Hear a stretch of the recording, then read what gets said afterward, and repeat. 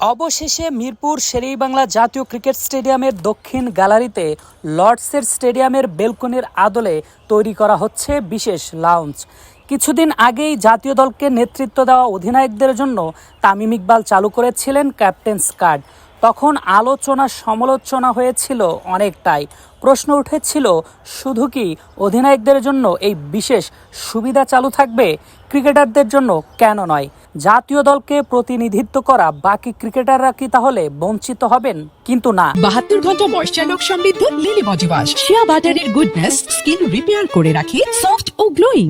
ক্রিকেটাররা যেন বঞ্চিত না হয়, সেই চিন্তা থেকেই তামিম ইকবালের এই বিশেষ উদ্যোগ। নির্মাণের পর সাবেক ক্রিকেটাররা এখানে বসেই ম্যাচ উপভোগ করবেন চা কফির। সাবেক ক্রিকেটারদের জন্য বর্তমান বিসিবির সভাপতি তামিম ইকবালের এই উদ্যোগকে ধন্যবাদ জানাতেই পারেন।